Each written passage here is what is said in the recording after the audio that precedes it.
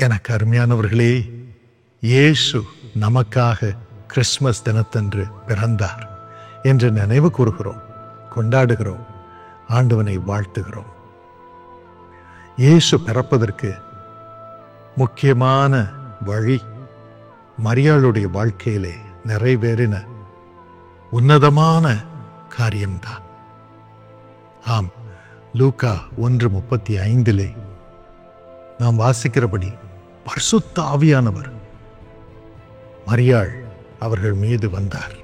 பரிசுத்த ஆவியானவர் அவர்கள் மீது இறங்கின பொழுது உன்னதமானவருடைய பலம், எல்லாம் வல்ல இறைவன், உன்னதமான தேவனுடைய பலம் அவர்கள் மீது இறங்கியது, அவர்களுக்குள் நிழலிட்டது, அவர்களை ஆட்கொண்டது, அவர்களை நிரப்பியது, அவர்களை மறுரூபப்படுத்தியது.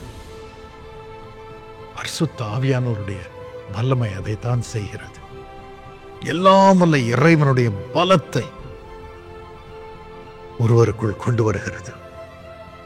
அது என்ன செய்கிறது? இயேசுவை அவருடைய கர்ப்பத்திலே பிறக்க வைத்தது, உதிக்க வைத்தது, உருவாக்க வைத்தது. ஆம், இயேசுவை மரியாளுடைய கர்ப்பத்தில் உருவாக்கினது. எனக்கு அருமையானவர்களே, அதன் மூலம் பரிசுத்தம் அவர்களுக்குள் இறங்கியது. பரிசுத்தம் என்பதற்கு ஒரே ஒரு அடையாளம் இயேசு. அவர் பரிசுத்தம் உள்ளவர். Is the only one who is holy, holy one of God. தேவனுடைய பரிசுத்தர் இயேசு, இறைவனுடைய பரிசுத்தர் இயேசு, இறைவனாகிய பரிசுத்தர் இயேசு.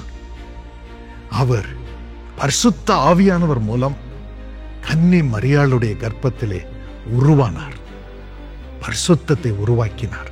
பரிசுத்தமான தேவ உருவத்தை, இயேசுவாகிய உருவத்தை உருவாக்கினார், இயேசுவையே உருவாக்கினார். எனக்கு அருமையானவர்களே, இதைத்தான் பரிசுத்த ஆவியானவரால் நீங்களும் நானும் நிரப்பப்படும் பொழுது ஆண்டவர் நமக்கு செய்யும் மிகப்பெரிய காரியம், கொடுக்கும் மிகப்பெரிய ஆசீர்வாதம். பரிசுத்த ஆவியானவர் இந்த நாளில் உங்கள் மீது இறங்குவார். இருதயத்தை திறந்து சொல்லுங்கள், ஆண்டவனே, லூக்கா 11:13 படி என்னை உமது பரிசுத்த ஆவியானவரால் நிரப்பும் என்று வேண்டிக் கொள்ளுங்கள். கேட்கிறவர்கள் ஒவ்வொருவருக்கும் அவருடைய பரிசுத்த ஆவியானவரை அவர் தருகிறார் என்று இயேசு சொன்னார். உங்களுக்கு கொடுக்காமல் இருப்பது எப்படி என்று கேட்டார். கேளுங்கள், கேளுங்கள், அப்பொழுது பெற்றுக்கொள்வீர்கள். பரிசுத்த ஆவியானவர் உங்களுக்குள் இறங்குவார். அப்பொழுது உன்னதமானவருடைய பலம் உங்கள் மீது வந்து இறங்கும். இந்த நாளிலும் எனக்கு பலனில்லையே, பரிசுத்தமாய் வாழ பலனில்லையே, வாழ்க்கையில செழிக்க பலனில்லையே, ஆரோக்கியமாய் வாழ பலனில்லையே, சமாதானத்தோடு வாழ பலனில்லையே, வேலையிலே உயர பலனில்லையே, வாழ்க்கையிலே செழிப்போடு இருக்க, எல்லாருக்கும் முன்பதாக புகழ்ச்சியோடும் கீர்த்தியோடும் மன மகிழ்ச்சியோடும் வாழ எனக்கு பலனில்லையே என்று நீங்கள் கலங்கி கொண்டிருக்கக்கூடும். இதற்கு ஒரே வழி பரிசுத்த ஆவியானவர் கொடுக்கும் உன்னதமானவருடைய பலம் உங்கள் மீது இறங்குவதுதான். அதற்காக இன்று அவரை நோக்கி வேண்டிக் கொள்ளுங்கள். அப்பொழுது இறங்குவார், இறங்கி உங்களை இயேசுவால் நிரப்புவார். மறுரூபமாவீர்கள், பரிசுத்தம் உதிக்கும். அப்பொழுது பிசாசின் கிரியைகள் எல்லாம் ஒழிந்து போகும், உடைந்து போகும். அதை குறித்து சமீபத்திலே நான் கர்த்தருடைய வார்த்தையை அறிவித்திருக்கிறேன். அதை தொடர்ந்து கேட்போம், பாக்கியம் பெறுவோம்.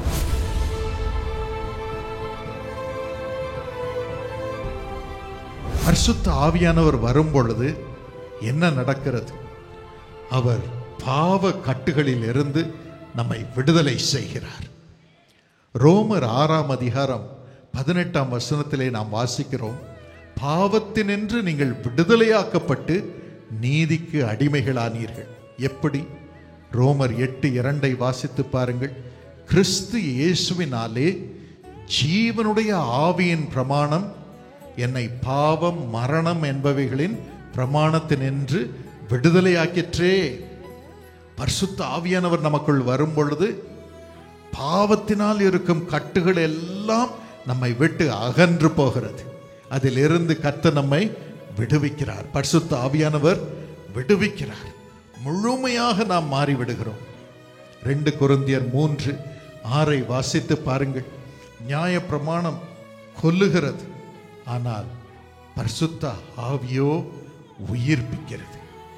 ஆவியோ உயிர்ப்பிக்கிறது. இன்று பாவத்தின் நிமித்தம் நாம் கட்டப்பட்டு அழிக்கப்பட்டு கொன்று போடப்பட்ட நிலைமையில் வந்திருந்தாலும் பரிசுத்த ஆவியானவர் நம்மை நிரப்பும் பொழுது நாம் உயிர்ப்பிக்கப்படுகிறோம். இன்று நீங்கள் ஒவ்வொருவரும் உயிரோடு எழும்ப போகிறீர்கள்.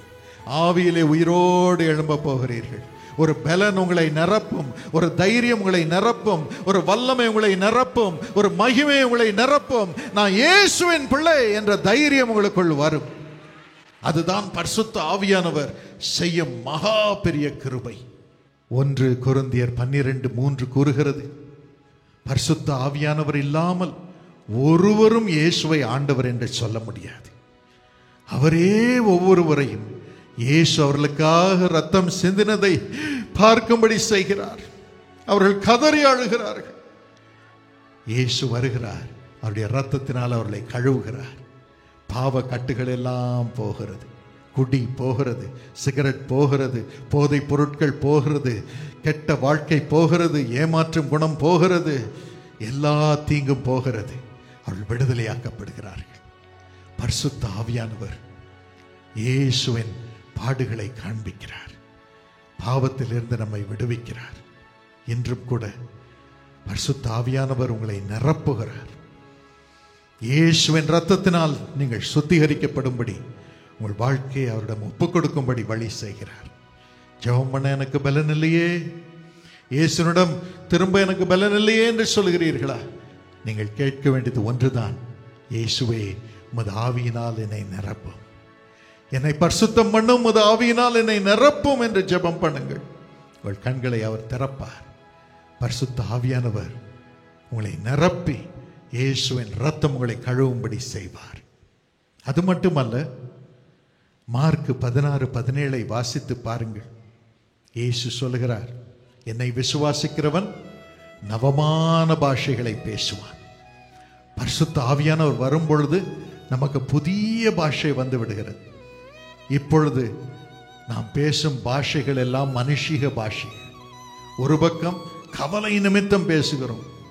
என்ன ஆண்டவர் என கைவிட்டார், என்ன எனக்கு ஏன் இந்த பிரச்சனை, என்ன எனக்கு பிரச்சனைக்கு பின் பிரச்சனை வருது, நான் செத்தே போக போகிறேன், எனக்கு வழியே இல்லை, ஆண்டவர் எங்கே என்று நம் வாய் சொல்லும்படி நம்முடைய இருதயம் கிரியை செய்கிறது. மற்றொரு பக்கம் பாவத்திற்கு நம்மை தள்ளுகிறது, பாவ வார்த்தைகளை பேச வைக்கிறது, சபிக்க வைக்கிறது, ஏமாற்ற வைக்கிறது. ஆனால் பரிசுத்த ஆவியானவர் நமக்குள் வரும்பொழுது புதிய பாஷையை தருகிறார். இயேசுவின் பாஷையை தருகிறார். இயேசுவின் பாஷையை தருகிறார். பொல்லாதவர்கள் நம்மை குற்றப்படுத்தும் பொழுது, தவறாக குற்றப்படுத்தும் பொழுது, தவறாக நம்மை நடத்தும் பொழுது நாம் சொல்லுகிறோம், பிதாவே இவர்களுக்கு மன்னியும், தாங்கள் செய்கிறது என்னதென்று அறியாதிருக்கிறார்கள். அது இயேசுவின் பாஷை. மனுஷனால் சொல்லவே முடியாது, மனுஷனால் சொல்லவே முடியாது. பாவ சோதனைகள் வரும் பொழுது அவைகளை மேற்கொள்ள இயேசுவின் பாஷை நம்முடைய வாயிலிருந்து வருகிறது. இந்த பாவத்தை கொண்டு வரும் பிசாசுகளை துரத்தத்தக்கதாக அந்நிய பாஷை நம்முடைய வாயிலிருந்து வருகிறது. ஒரு பலன் வருகிறது. நாம் சோதனைகளை மேற்கொள்ளுகிறோம். நான் 18 வயதாக இருக்கும் பொழுது என் வாழ்க்கையை ஆண்டவர் இயேசுவுக்கு ஒப்பு கொடுத்தேன். அதற்கு முன்னதாக எல்லா பாவ பழக்கங்களிலும் ஈடுபட்டிருந்தேன். எங்கள் அப்பா பிரசங்கம் பண்ணுவாங்க, நானோ பாவத்தில் இருந்தேன். அதனால் சாபம் என்னை பின்பற்றியது. அந்த நேரத்தில் தான் இயேசுவை என் வாழ்க்கையிலே முழுமையாக ஏற்று என் வாழ்க்கை சுத்திகரிக்கப்படும்படி அவரிடம் என்னை ஒப்பு கொடுத்தேன். அதன் பிறகு பரிசுத்த ஆவியானவர் 4 மாதங்களுக்கு பிறகு என்னை நிரப்பினார். புதிய பாஷையை கொடுத்தார். நான் ஜெபம் பண்ணும் பொழுது ஆண்டவர் என்னை நிரப்பி அந்நிய பாஷையில் பேச வைத்தார், பரலோக பாஷையில் பேச வைத்தார். ஒரே சந்தோஷமாக இருக்கும். ஆனால் திரும்ப கல்லூரிக்கு நான் போகும் பொழுது சைக்கிளில் தான் போவேன். போகும் பொழுது பழைய பாடல்களை கேட்பேன், ரோட்ல கேட்கும். பழைய சுவரொட்டிகளை பார்ப்பேன், பழைய நண்பர்களின் வார்த்தைகளை கேட்பேன். அப்பொழுது பழைய சோதனைகள், பழைய வாழ்க்கையின் நிலை எனக்குள் வந்து விடும் போல இருக்கும். என்னால் தாங்க முடியாது, நான் பாவத்திற்கு திரும்ப போய்விடுவேனோ என்ற பயம் என்னை தொடும். அவ்வளவு பலவீனம் என்னை நிரப்பும். அந்த நேரத்திலே நான் ஜெபம் பண்ணுவேன், ஆண்டவரே இந்த பலவீனத்தை தாங்க முடியல, திரும்ப போயிருவேனோ, திரும்ப பாவத்துக்கு போயிருவேனோ, என்னை காப்பாற்றும், எனக்கு பலனில்லை என்று சொல்லுவேன். அப்பொழுது எனக்குள் இருக்கும் பரிசுத்த ஆவியானவர் எனக்குள் எழும்புவார். என் வாயில் இருந்து அந்நிய பாஷை வரும். பாவ பாஷை மாறி அந்நிய பாஷை வரும். சோதனை பாஷை மாறி அந்நிய பாஷை வரும். பரிசுத்த ஆவியானுடைய பாஷை வரும்.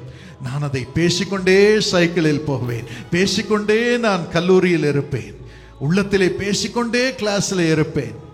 எல்லா சோதனைகளையும் மேற்கொள்ள ஒரு பலன் வரும். நான் சொல்லுவேன், பொல்லாத பிசாசே என்னை விட்டு அகன்று போ என்று. இந்த பிசாசு அகன்று போவான், பலன் அடைவேன். இன்று வரைக்கும் இயேசுவின் பிள்ளையாக தொடர்ந்து இருக்கும்படி ஆண்டவர் கிருபை செய்திருக்கிறார். 44 வருடங்கள் இயேசுவோடு நடக்கும்படி ஆண்டவர் கிருபை செய்திருக்கிறார். உங்களுக்கு உதவி செய்வார், பரிசுத்த ஆவியானவர் உதவி செய்வார். இங்க ஆண்டவரை ஸ்தோத்திரம் பண்ணுவதற்கு, பரிசுத்தமாயிருப்பதற்கு நல்ல சூழ்நிலை. ஆனால் திரும்பி போகும் பொழுது தனிமையில் இந்த சோதனைகளை நீங்கள் மேற்கொள்ள வேண்டியதாக இருக்கும். அதற்கு ஒரே வழி, பரிசுத்த ஆவியானவர் தரும் புது பாஷை, பரிசுத்த ஆவியானவருடைய பாஷை. அதை பேசிக்கொண்டே இருக்கும் பொழுது பிசாசின் பாஷை உங்களை தொடுவதில்லை, பாவம் உங்களை மேற்கொள்வதில்லை. நீங்கள் கிருபைக்கு கீழ்ப்பட்டிருப்பீர்கள். தைரியமாக இருங்கள். அதோடு கூட அப்போஸ்தலர் 2:17 வாசித்து பாருங்கள். பரிசுத்த ஆவியானவர் உங்களை நிரப்பும் பொழுது அந்த இடத்திலே, நான் மாம்சமான யாவர் மீதும் என் ஆவியை ஊற்றுவேன், அப்பொழுது உங்கள் குமாரரும் குமார்த்திகளும் தீர்க்க தரிசனம் சொல்லுவார்கள், உங்கள் வாலிபர்கள் தரிசனங்களை அடைவார்கள். இன்று முதல் பரிசுத்த ஆவியானவர் உங்களை நிரப்பும் பொழுது நீங்கள் தரிசனங்களை காணப்போகிறீர்கள். ஒரு பக்கம் பிசாசு வந்து உங்களை சோதிப்பான், மறுபக்கம் ஆண்டவர் உங்களுக்கு வைத்திருக்கும் ஆசீர்வாதத்தை காண்பித்து அந்த தரிசனத்தின் மூலமாக உங்களை அவருடைய பிள்ளையாக காத்துக்கொள்வார். அதற்கு தான் தரிசனம், பரலோக மகிமையை காட்டும்படியாக தரிசனம். என்னுடைய தந்தை 1969 வருடத்திலே ஷயரோகத்தில் பாதிக்கப்பட்டு, லங் டிபியில் பாதிக்கப்பட்டு இரத்த வாந்தி எடுத்து கொண்டிருந்தார். அந்த காலத்திலாம் அவ்வளோ ட்ரீட்மெண்ட் கிடையாது. சாகும் நிலைமைக்கு வந்து விட்டார். செவரெல்லாம் ரத்தம், அப்படி இருமுவார். இந்த கடைசி நேரத்தில், சாக போகும் நேரத்திலே பிசாசு தோன்றினான். பக்கத்தில் தோன்றி அவன் சொன்னான், தினகரன் பார், நீ இயேசு இயேசுன்னு ஓடின, இயேசு என்ன பண்ணிட்டார் உனக்கு? இந்த ஷயரோகத்தை தான் கொண்டு வந்து விட்டுட்டார். நீ ரத்த வாந்தி எடுத்துக்கிட்டு இருக்க, சாக போற. இன்னுமா இயேசு பின்னால போகணும்? இன்னுமா இயேசு நல்லவர் இயேசு நல்லவர்னு தெருவில் நின்று பிரசங்கம் பண்ணும். அப்பெல்லாம் தெருவில் தான் நின்று பிரசங்கம் பண்ணுவாங்க எங்க அப்பா.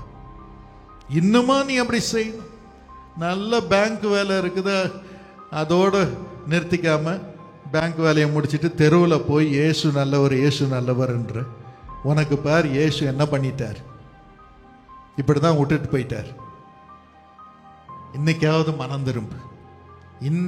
இன்று முதல் பிசாசாகிய என்னுடைய பிள்ளையாக நீ மாறி விடுவாயாக. என் பிள்ளையா மாறிட்டேன்னா, பிசாசின் பிள்ளையா மாறிட்டேன்னா உனக்கு சுகவீனமே வராது. நீடித்த ஆயுள் வரும், ஆனால் சுகவீனமே வராது. நீ என்ன வேணாலும் பண்ணலாம், என்ன அக்கிரமம் வேணாலும் பண்ணலாம், நான் பார்த்துக்குவேன். உலகத்தில் இருக்கிற பணம் உன் காலில் விழும், தலைவர்கள் எல்லாம் உன் காலில் விழுவாங்க. நீ ஏன் தீர்க்கதரிசியாக இருப்பாய்? நீ பிசாசின் தீர்க்கதரிசியாக இருப்பாய். என் பின்னால வந்திருப்பா அப்படின்னு சொன்னான். என் தந்தை சொன்னார், அந்த நேரம் ரொம்ப சோதனையின் நேரமாக இருந்தது. ஏன்னா அவ்வளோ வேதனை, உட்காந்து நெஞ்சு எரிஞ்சுக்கிட்டு இருந்துச்சு, பலவீனம், ஒரு நண்பரும் இல்லை, எல்லாரும் விட்டுட்டு போயிட்டாங்க, பணம் இல்லை, பயங்கரமான சோதனை நேரம். நான் சொன்னது ரொம்ப இனிமையா இருந்துச்சு, ரொம்ப இனிமையா இருந்துச்சு. ஆனால் அந்த நேரத்தில் தான் கர்த்தர் என் தந்தையுடைய கண்களை திறந்தார். நீங்கள் தேவனுடைய ஆலயமாக இருக்கும் பொழுது தரிசனங்களை காண்பீர்கள். உங்கள் கண்களை அவர் திறப்பார். திறந்த பொழுது ஆண்டவர் அதே போல சிலுவையை சுமந்து கொண்டு அடிபட்டவராக ரத்தம் சொரிந்த நிலைமையில் அந்த வழியே போவதை கண்டார். அப்பொழுது பரிசுத்த ஆவியானவர் என் தந்தையை பலப்படுத்தினார். என் தந்தை சொன்னார், பிசாசே, நீ சொல்றதெல்லாம் ரொம்ப நல்லா இருக்குப்பா. பிசாசு பெரிய பல்லு, பெரிய கொம்பு, பெரிய நாக்கெல்லாம் வச்சிட்டு இருக்கிறவன் இல்லை. அதெல்லாம் இந்த குட்டி பிசாசு. அதெல்லாம் மனுஷன் உருவாக்குற பிசாசு.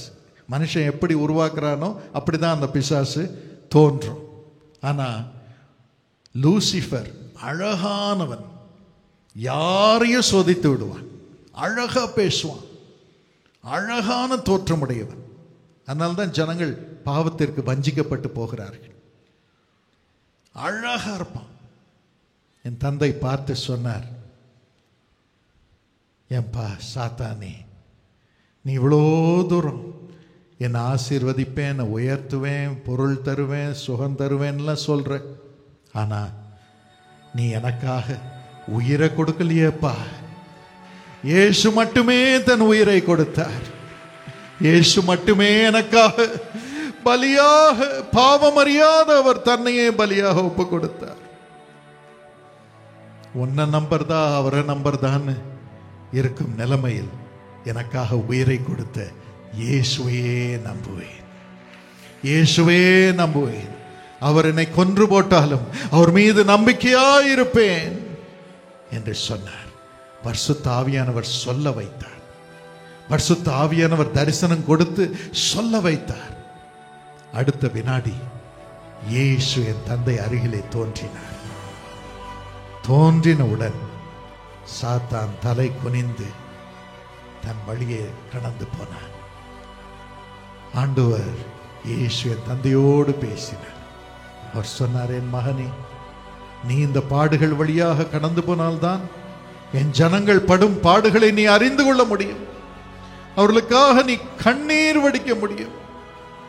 இல்லை என்றால் நீ பாவி, நீ பாவம் செஞ்சிருக்கிற, அதனால்தான் உனக்கு ஷயர் ஆகும், அதனால்தான் உன் கிட்னி போயிடுச்சு, அதனால்தான் உனக்கு பணம் இல்லை, அதனால்தான் உன் பிள்ளை ஓடிட்டான் என்று சொல்லி எல்லாரையும் நீ சபிச்சு அனுப்புவாய், கண்டித்து அனுப்புவாய், ஒரு குறை கூறி அனுப்புவாய். இனிமே நீ அப்படி செய்ய மாட்டேன். நீ இந்த வேதனையின் வழியாக கடந்து சென்றபடியினால் நீ ஜனங்களுக்காக அழுவாய். உனக்கு அந்த வேதனை தெரியும். இப்பொழுதும் நான் உன்னை எழுப்புகிறேன் என்றார். ஆண்டவர் புது நுரையீரலை என் தந்தைக்கு கொடுத்தார். புது நுரையீரலை கொடுத்தார். அதை வைத்து 39 வருடங்கள் உலகம் முழுவதிலும் ஆண்டவருடைய அன்பை ஜனங்களுக்கு கொண்டு வந்தார். கோடிக்கணக்கான ஜனங்கள் சுகமடைந்த அற்புதங்களை பெற்றுக்கொண்டார்கள். அதை தொடர்ந்து பரம்பரை பரம்பரையாக அந்த கிருபையை எங்களுக்கு கொடுத்து வருகிறார். எனக்கு அருமையானவர்களே, பாவத்தின் வேர் மரணம். ஆனாலும் பரிசுத்த ஆவியானவர் நம்மை நிரப்பும் பொழுது அவர் நம்மை உயிர்ப்பிக்கிறார். இயேசுவின் இரத்தத்தை பார்க்கும்படி செய்கிறார். இயேசுவின் பாடுகளை பார்க்கும்படி செய்கிறார். அதனால் நாம் பாவத்திலிருந்து விடுதலை ஆகும்படி செய்கிறார். இந்த நாளிலும் அந்த கிருபையை கர்த்தர் நம் ஒவ்வொருவருக்கும் தருவார். ஆவியினால் நம்மை உயிர்ப்பிப்பார், நம்மை உயிர்ப்பிப்பார். நோயிலிருந்து பரிசுத்த ஆவியானவர் நம்மை விடுதலையாக்குகிறார். நோயின் கட்டுகளிலிருந்து பரிசுத்த ஆவியானவர் நம்மை விடுதலையாக்குகிறார். ரோமர் 8:11 வாசித்து பாருங்கள். இயேசுவை மரித்தோரிலிருந்து எழுப்பினவருடைய ஆவி உங்களில் வாசமாயிருந்தால், கிறிஸ்துவை மரித்தோரிலிருந்து எழுப்பினவர் உங்களில் வாசமாயிருக்கிற தம்முடைய ஆவியினாலே, பரிசுத்த ஆவியினாலே சாவுக்கேதுவான உங்கள் சரீரங்களையும் உயிர்ப்பிப்பார். நம்ம இந்த உலகத்தில் செத்த பிறகு பரிசுத்த ஆவியானவர் உயிர்ப்பித்து பரலோகத்தை கொண்டு போவார் நம்ம ஆவியை. அதே போல இந்த உலகத்தில் இருக்கும்போதும் செத்த நம் சரீரத்தை, செத்த உறுப்புகளை பரிசுத்த ஆவியானவர் உயிர்ப்பிப்பார். அவருடைய ஆவியானவர் நமக்குள் இருக்கிறார். இயேசுவை உயிரோடு எழுப்பின இயேசுவின் ஆவியானவர் உங்களையும் உயிரோடு எழுப்பார்.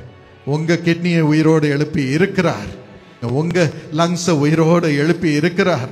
உங்க முதுக உயிரோடு எழுப்பி இருக்கிறார். காலை உயிரோடு எழுப்பி இருக்கிறார். கண்களை உயிரோடு எழுப்பி இருக்கிறார். ஹல்லேலூயா! பரிசுத்த ஆவியானவர் உயிர்ப்பிக்கும் ஆவியானவர். யாக்கோபு 5:14-15 வாசித்து பாருங்கள். அதில் வேதம் கூறுகிறது, உங்களில் ஒருவன் வியாதிப்பட்டால் அவன் சபையின் மூப்பர்களை வரவழைப்பானாக. அவர்கள் கர்த்தருடைய நாமத்தினாலே அவனுக்கு எண்ணெய் பூசி அவனுக்காக ஜெபம் பண்ண கடவர்கள். அப்பொழுது விசுவாசமுள்ள ஜெபம் பிணியாளியை ரட்சிக்கும். It will save the sick.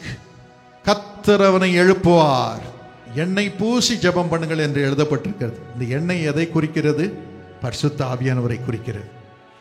எண்ணெயை தாவீதின் மீது ஊற்றின பொழுது பரிசுத்த ஆவியானவர் இறங்கினார். சவுல் மீது ஊற்றின பொழுது பரிசுத்த ஆவியானவர் இறங்கினார். எண்ணெய் பரிசுத்த ஆவியானவரை குறிக்கிறது. நம்ம பூசுற எண்ணெயில ஒன்றும் அற்புதம் வல்லமை கிடையாது. எண்ணெயை பூசும் பொழுது நம்ம என்ன சொல்றோம்? பரிசுத்த ஆவியானவரே இவர்களுக்குள் இறங்க சுவாமி, இவர்களுக்குள் இறங்க சுவாமி. ஆவியானவர் எங்கே உண்டோ அங்கே விடுதலை உண்டு. இந்த எண்ணெயில ஒன்றும் வல்லமை கிடையாது. எண்ணெயை குறிக்கும் பரிசுத்த ஆவியானவரிடம்தான் எல்லா வல்லமையும் இருக்கிறது. அவர் நம்மை உயிர்ப்பிக்கும் ஆண்டவராக இருக்கிறார். ஒரு சகோதரி நவிதா பகிரதி, அவங்க லக்னோவில் இருக்கிறாங்க. அவங்களுடைய சாட்சியை நேற்று கேட்டேன். மெய் சிலிர்த்து போனது. அவர்கள் இயேசு அழைக்கிறார் ஜெபகோபுரத்தில் ஒரு ப்ரேயர் இன்டர்செசர், ஜெப வீராங்கனை, வாலண்டியராக இருப்பவர்கள், ஸ்டாஃப் நர்ஸ். ஆனால் அவங்களுக்கு 12 வருடமாக கால் வீங்கி இருந்தது. 12 வருடமாக அதோட வேலைக்கு போகணும், அதோட வந்து ஜெபம் பண்ணுவாங்க. அவங்க கிட்னி டிபார்ட்மெண்ட்டில் வேலை செஞ்சாங்க. அதனால் அவங்களுக்கு கிட்னி ஃபெயில் ஆனால் தான் கால் வீங்கும்னு அவங்களுக்கு தெரியும். அவங்களுக்கு ஒரே பயம், நம்ம கிட்னி போயிடுச்சு போல என்று திகில் அடைந்தார்கள். டெஸ்ட் எல்லாம் எடுத்தாங்க, நார்மல் நார்மல் நார்மல்னே வந்தது. டாக்டர்ஸ் கண்டே பிடிக்க முடியவில்லை. ஆனால் பயங்கர பயம் அவர்களை நிரப்பியது. கிட்னி செயல்படாமல் போய்விடுமா என்ற பயம். அதோடு கூட பார்க்குறவங்க எல்லாம், என்ன உன் கால் வீங்கி இருக்கு, என்ன உன் கால் வீங்கி இருக்கு அப்படின்னு கேட்பாங்க. ஒரே வெட்கம் அவர்களுக்கு. எப்பொழுதும் காலை மறைத்து கொண்டு நடப்பார்கள். இதில் அவங்களுக்கு நடக்க முடியாமல் போயிடுச்சு. பயங்கர வலி. அந்த வலி பெரிதாக ஆரம்பித்தது. அந்த வலி ரொம்ப அதிகமாக இருந்தது. அப்போ 2023 கடந்த வருடத்தில் நானும் என் மனைவியும் நாங்கள் குடும்பமாக லக்னோவுக்கு போயிருந்தோம்.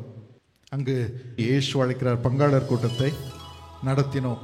அவங்க கால் பயங்கரமாக வீங்கி இருந்துச்சு. ஆனால் அந்த கூட்டத்தில் அதன் மத்தியில் வந்திருந்தவங்களுக்கெல்லாம் அவங்க எண்ணெய் பூசி ஜெபம் பண்ணாங்க. கால் வலி, அவங்களுக்கு கால் வீங்கி கிடக்குது, எல்லாருக்கும் சுகமாக வேண்டும் என்று எண்ணெய் பூசி ஜெபம் பண்ணினார்கள். கடைசியில் எல்லாருக்கும் நான் ஜெபித்து முடித்த பிறகு என்னிடம் வந்தார்கள் ஜெபத்திற்காக. அப்பொழுது அவர்கள் சொன்னார்கள், எனக்கு பரிசுத்த ஆவியானவருடைய அத்தனை வரங்களும் வேண்டும், அதுக்காக ஜெபம் பண்ணுங்க என்று சொன்னார்கள். அப்பொழுது நான், ஆண்டவரே, உமது பரிசுத்த ஆவியானவரால் இவர்களை அளவில்லாமல் நிரப்பும், வரங்கள் கிரியை செய்ய ஆரம்பிக்கும்படியாக பரிசுத்த ஆவியானவரே கிரியை செய்யும் என்று நான் ஜெபம் பண்ணி இருக்கிறேன். ஜெபம் பண்ணி முடித்த பிறகு மகா பெரிய அபிஷேகம் அவர்களை நிரப்பியது. வீட்டிற்கு சென்றார்கள். என்ன ஆச்சரியம்! இந்த கால் அப்படியே சுருங்கி போய்விட்டது. ஒரு வாரத்தில் 12 வருடம் இருந்த அந்த வீக்கம் முற்றிலுமாக அகன்றது. கர்த்தர் அவர்களுக்கு நார்மலான கால்களாக மாற்றினார். சமாதானமாய் வாழும்படி ஆண்டவர் கிருபை செய்தார். அவர்களை பார்த்து கொண்டிருந்த டாக்டர் சொன்னார், அம்மா, என் மருந்து உனக்கு வேலை செய்யல, ஜெபம்தான் உனக்கு வேலை செய்தது. prayers have made you whole. எனக்கு அருமையானவர்களே, பரிசுத்த ஆவியானவருக்காக அவர்கள் வாஞ்சித்து கேட்டார்கள். பரிசுத்த ஆவியானவருடைய நிறைவுக்காக வாஞ்சித்து கேட்டார்கள். கர்த்தர் அவர்களை நிரப்பினார். அவருடைய காலின் வேதனை மறைந்தது. இன்றும் உங்களுக்கும் அப்படியே ஆண்டவர் செய்வார். உங்களையும் ஆண்டவர் சுகமாக்குவார். உங்களையும் அவர் ஆரோக்கியத்தை கொடுத்து கனம் பண்ணி உயர்த்துவார். பரிசுத்த ஆவியானவர் வரும் பொழுது பொல்லாத பிசாசு கொண்டு வரும் கட்டுகளை எல்லாம் அவர் உடைத்து போடுகிறார். யோவான் 10:10 கூறுகிறது, திருடனாகிய பிசாசு திருட வருகிறான், கொல்ல வருகிறான், அழிக்க வருகிறான். ஆனால் இயேசுவோ நமக்கு ஜீவன் கொடுக்க வருகிறார், பரிபூர்ண ஜீவன் கொடுக்க வருகிறார். அதற்கு தான் தமது ஆவியை நமக்கு கொடுக்கிறார். ஏசாயா 59:19 கூறுகிறது, வெள்ளம் போல சத்ரு வரும் பொழுது ஆவியானவர் அவனுக்கு விரோதமாக கொடியேற்றுவார். ஹல்லேலூயா. வெள்ளம் போல சத்ரு வருகிறான், பிசாசு வருகிறான், பில்லி சூனியம் வருகிறது, இருளின் அதிகாரம் வருகிறது, பயங்கர சொப்பனங்கள் வருகிறது. ஆனால் அவனுக்கு விரோதமாக பரிசுத்த ஆவியானவர் கொடியேற்றுகிறார், கொடியேற்றுகிறார். இயேசுவின் ஆவியானவர் உங்களுக்கு துணை நின்று உங்களுக்குள் இருந்து அவனுக்கு விரோதமாக கொடி ஏற்றுகிறார். இன்று அதை செய்வார். நாகும் 1:15 வாசித்து பாருங்கள். ஆண்டவர் சொல்லுகிறார், துஷ்டன் இனி உன் வழியாய் வருவதில்லை. இந்த நாளிலும் பிசாசு உங்களுக்கு விரோதமாக போராடி உங்களை அழிக்கும்படி கிரியை செய்திருக்கிறான். ஆனால் இனி வரும் நாட்களில் இன்று பரிசுத்த ஆவியானவர் உங்களை நிரப்புகிறபடியினால் அவர் அவனுக்கு விரோதமாக உங்களுக்காக கொடி ஏற்றுவார். நீங்கள் ஜெயம் பெறுவீர்கள். பிசாசு உங்கள் வழியை இனி வருவதில்லை. அவன் முற்றிலும் சங்கரிக்கப்பட்டான். சஞ்சு சோனி என்று ராய்ப்பூரில் ஒருவர் சாட்சி கொடுத்தார். அவருக்கு இயேசு யாரென்றே தெரியாது, உலக வாழ்வில் இருந்தார். அவர்களுக்கு 2003 திருமணமானது. 2 குழந்தைகள் பிறந்தார்கள், ஒரு மகன், அதன் பிறகு ஒரு மகள். மகள் பிறந்தவுடன் யாரோ ஒருவர் அவர்களுக்கு விரோதமாக பில்லி சூனியம் செய்து விட்டார்கள். பயங்கர கஷ்டம்.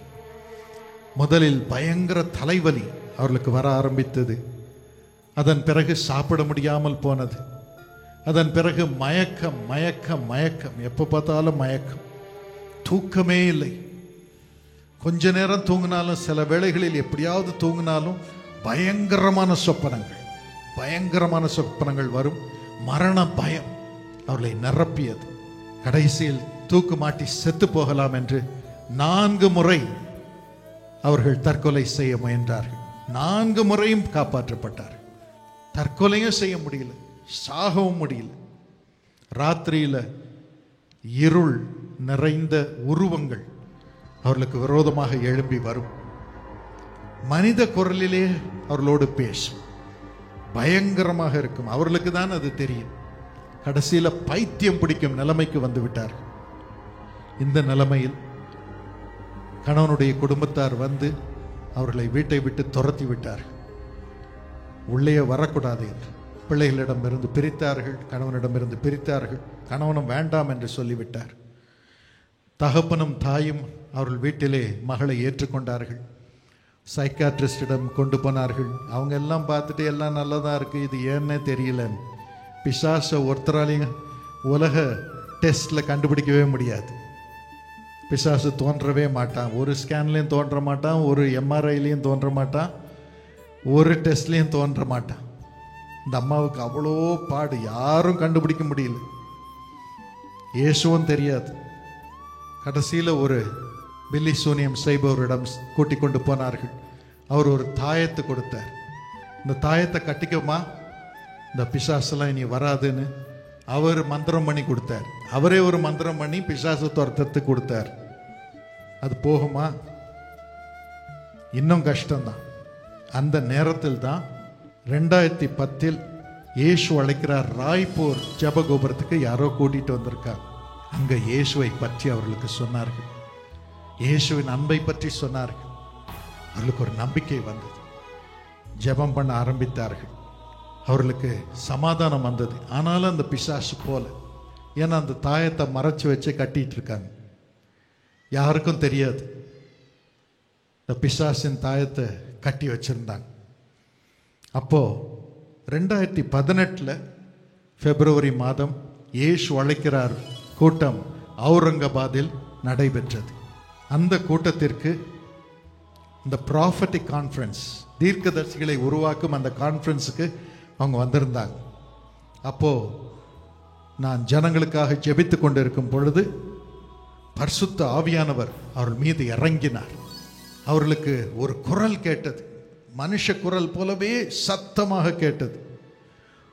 உன்னிடம் இருக்கும் அந்த தாயத்தை கழற்றி போடு, கழற்றி போடு, கழற்றி போடு. அந்த சத்தம் பெருசாயிட்டே போச்சு, பெருசாயிட்டே போச்சு. அவங்க உடனே அந்த கூட்டத்தில் நான் ஜெபம் பண்ணி கொண்டு இருக்கும் பொழுதே இந்த தாயத்தை கழட்டி எறிந்தார். உடனே பயங்கர வாந்தி வந்தது. அங்கே வாந்தி எடுத்திருக்கிறார்கள். வாந்தி எடுத்தவுடன் ஒரு பெரிய சமாதானம் அவர்களை நிரப்பியது. அதன் பிறகு பிசாசு அவர்களை தொடவே முடியவில்லை. முற்றிலுமாக பிசாசின் பிடியிலிருந்து விடுதலையானார்கள். She was totally delivered. ஆண்டவருக்கு தன் இருதயத்தை ஒப்புக் கொடுத்தார்கள். இயேசுவின் பிள்ளையாக மாறினார்கள். அன்றிலிருந்து நன்றாக தூங்க முடிகிறது என்றார்கள். அதன் பிறகு இயேசு அழைக்கிறார் ஜபகோபுரத்திலே ஜனங்களுக்கு சேவை செய்ய ஆரம்பித்தார்கள். டெல்லிக்கு போய் national prayer tower, Delhi parliament முன்னால இருக்கிற இயேசு அழைக்கிறார் ஜபகோபுரத்துக்கு போய் பார்லிமெண்ட்டை பார்த்து 15 நாட்கள் அவர்கள் தீர்க்க தரிசனம் சொல்லும்படியான கிருபையை கர்த்தர் அவர்களுக்கு கொடுத்தார். எப்படி மாற்றிட்டார் பாருங்க. அதை தொடர்ந்து கணவனுடைய இருதயத்தை ஆண்டவர் மாற்றினார். நீ வீட்டுக்கு வா, எங்களோட வாழ் என்று கணவர் அழைத்தார். ஆனால் போவதற்குள் திடீரென்று அவர் மாரடைப்பில் இறந்து போனார். ஆனால் பிள்ளைகளை அவர்கள் பெற்றார்கள். இன்று சொந்த வீடு பெற்று அவள் சமாதானமாய் பிள்ளைகளோடு வாழ்கிறார்கள். எனக்கு அருமையானவர்களே, பொல்லாத பிசாசு உங்களுடைய ஆசீர்வாதங்களை எல்லாம் திருடி இருக்கலாம், குடும்ப வாழ்க்கையெல்லாம் திருடி இருக்கலாம். ஆனால் இன்று இந்த பிசாசுகளை பரிசுத்த ஆவியானவர் துரத்துவார். இனி இந்த பிசாசுகளை நீங்கள் பார்ப்பதில்லை. இந்த பிசாசுகளில் இருந்து உங்களை விடுவிப்பார்.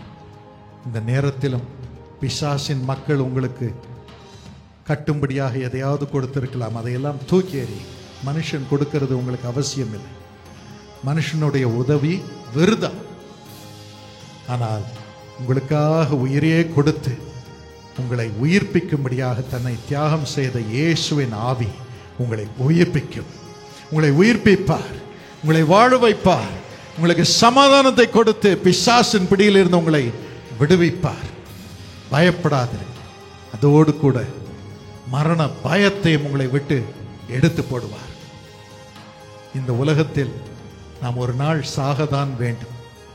ஆனால் சாவை குறித்து அநேகர் பயந்து கொண்டிருக்கிறார்கள். என்ன நடக்குமோ என்ன நடக்குமோ என்று. இதே பரிசுத்த ஆவியானவர் இந்த உலகத்திலே உயிர் பெருந்தவுடன் நமக்குள் இருக்கும் நம் ஆவியை எடுத்து பரலோகத்திற்கு கொண்டு போவார். நிரந்தரமாக ஆண்டவரோடு வாழும்படியாக பரலோகத்திற்கு கொண்டு போவார்.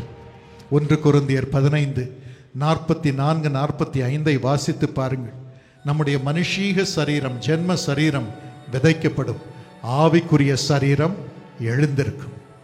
பரிசுத்த ஆவியானவர் உங்களை நிரப்பும் பொழுது உங்களுக்கு ஜென்ம சரீரமும் இருக்கும், உங்களுக்குள் ஆவிக்குரிய சரீரமும் இருக்கும். உங்களுக்குள் ஆவிக்குரிய சரீரம் இருக்கும். இந்த ஆவிக்குரிய சரீரம் தான் பரலோகம் போகும். பரலோகம் போக முடியும், இல்லை என்றால் நரகம்தான். ஆகவே தான் பரிசுத்த ஆவியானவரால் நாம் நிரப்பப்பட வேண்டும். பரிசுத்த ஆவியானவரே நம்மை உயிர்ப்பிக்கிற ஆவியானவர் என்று 45ஆம் வசனம் சொல்லுகிறது. நாம் செத்தாலும் இந்த உலகத்திலே உயிர்ப்பித்து பரலோகத்திற்கு கொண்டு செல்கிறார். அதோடு கூட இயேசு ஒரு நாள் திரும்பி வரப்போகிறார். முதல் முறையாக இயேசு குழந்தையாக வந்து தம்மையே பலியாக ஒப்பு கொடுத்து பரலோகம் போனார். ஆனால் இரண்டாவது முறையாக நியாயாதிபதியாக அவர் திரும்ப வரப்போகிறார். இந்த உலகத்திலே அநீதி இருக்கிறது, அகந்தை இருக்கிறது, பொருளாசை இருக்கிறது, பொல்லாத மனிதர்களின் அதிகாரம் இருக்கிறது. ஆண்டவர் பேசாமல் இருக்கிறார். நம்ம நினைக்கிறோம், ஏன் சுவாமி இந்த அநீதியெல்லாம் விட்டுட்டு பேசாம இருக்கிறீர்? அதிகாரத்தை உபயோகப்படுத்தி மற்றவர்களை அதம் பண்ணுகிறார்கள், மற்றவர்களை கலக்கிறார்கள், பொல்லாத தவறான வழிகளை செய்கிறார்கள், திருடுகிறார்கள், கற்பழிக்கிறார்கள், குடும்பங்களை உடைக்கிறார்கள், அதிகாரத்தை உடைக்கிறார்கள், அநியாயமாக குற்றம் சுமத்தி ஜனங்களுக்கு பழியை உண்டு பண்ணி அவர்களை கெடுக்கிறார்கள்.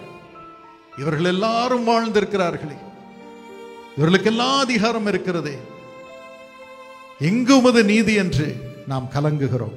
ஆனால் ஆண்டவர் ஒரு நாள் திரும்ப வருவார். அவர் நீதி நியாயம் செய்கிற தேவன். இந்த உலகத்திலே இந்த அநீதிகள் மத்தியிலும் நம்மை வாழ வைக்க ஆண்டவர் நீதி செய்கிற தேவனாக இருக்கிறார். நமக்கு அற்புதத்தை செய்து கர்த்தரை தேடுகிறவர்களுக்கோ ஒரு நன்மையும் குறைவுபடாது என்ற வசனத்தின்படி ஒவ்வொரு நன்மையும் இந்த அநீதியின் காலத்திலே அநீதியின் மக்களுடைய அதிகாரத்தின் மத்தியில் நம்மை வாழ வைக்கிறார், அற்புதமாக வாழ வைக்கிறார். ஆனால் ஒரு நாள் வரும், இந்த அநீதிக்கெல்லாம் பதிலை அவர் கொடுப்பார். ராஜாதி ராஜாவாக திரும்பி வருவார். இது கிருபையின் காலம். ஜனங்கள் மனம் திரும்ப வேண்டும் என்ற கிருபையின் காலம். யார் யார் மனம் திரும்புகிறார்களோ அவர்களை அவர் மீட்கிறார். மனம் திரும்பாமல் இருக்கிறவர்களுக்கு நியாய தீர்ப்பு வரும். கர்த்தர் நியாயம் தீர்ப்பார். நாம் நியாயம் தீர்க்க வேண்டிய அவசியம் இல்லை. நம்முடைய வேலை என்ன? ஜனங்களை ஆசீர்வதிப்பதுதான், ஆசீர்வதிப்பதுதான். அவர்கள் என்னதான் நமக்கு துரோகம் செய்தாலும் நாம் ஆசீர்வதிக்கும் பொழுது கர்த்தர் நம்மை ஆசீர்வதித்து உயர்த்தி கொண்டே போவார். அவர்களுக்கு மேலே உயர்த்தி கொண்டே போவார். அவர்களுக்கு மேலே உயர்த்தி கொண்டே போவார். நீ மேலே எழுந்திருப்பாய். ஆனால் ஒரு நியாய தீர்ப்பின் நாள் வரும். அப்பொழுது அவர் வந்து இப்படிப்பட்டவர்களை நியாயம் தீர்ப்பார். ஆனால் பரிசுத்தமாய் வாழ்ந்து பரிசுத்த ஆவியானவரால் நிரம்பி இருக்கும் அவருடைய பிள்ளைகளுக்கோ அவர் வரும் பொழுது 1 கொரிந்தியர் 15:52 படி எக்காலம் தொனிக்கும். அப்பொழுது மரித்தோர் அழிவில்லாதவர்களாய் எழுந்திருப்பார்கள். நாமும் மறுரூபமாக்கப்படுவோம். பரிசுத்த ஆவியானவர் நமக்கு என்ன செய்வார்? நமக்குள் அவர் ஆவியின் சரீரத்தை வைத்திருக்கிறபடியினால் நம்மை உயிர்ப்பிப்பார். நம்ம சரீரம் கல்லறையில் இருந்து எழும்பும், எங்கிருந்தாலும் எழும்பும். அந்த சரீரத்தை, ஆவிக்குரிய சரீரத்தை அவர் மறுரூபப்படுத்துவார். எப்படி மறுரூபப்படுத்துவார்? 2 கொரிந்தியர் 3:18 படி இயேசுவின் சாயலாக நாம் மாறிவிடுவோம். இயேசுவின் சாயலாக மாறிவிடுவோம்.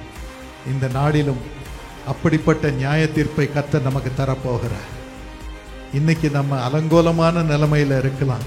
ஆனால் பரிசுத்த ஆவியானவர் நம்மை நிரப்பும் பொழுது, இயேசு திரும்ப வரும் பொழுது இயேசுவை போல நம்மை மாற்றுவார்.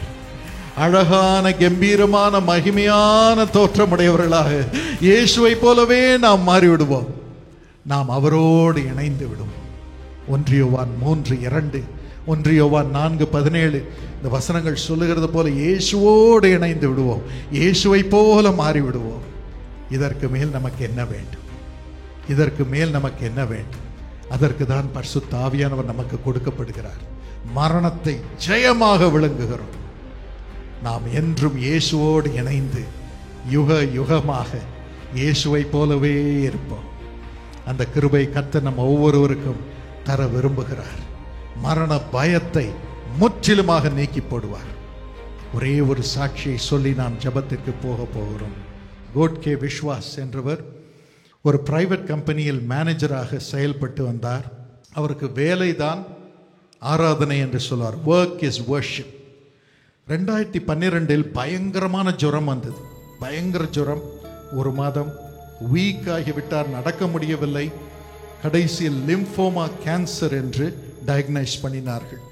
4வது ஸ்டேஜ், மரிக்கும் தருவாய். 15 நாள் தான் உயிரோடு இருப்பீர்கள் என்று சொல்லிவிட்டார்கள்.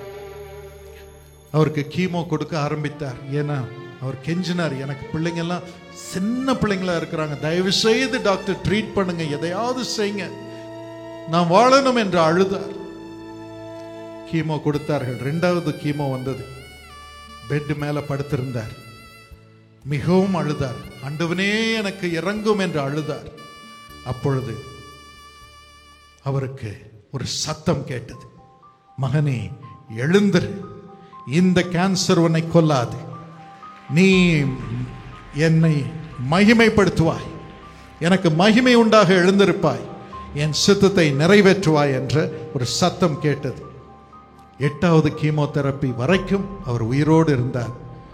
கடைசியில் கேன்சர் இல்லை என்று சொல்லிவிட்டார்கள்.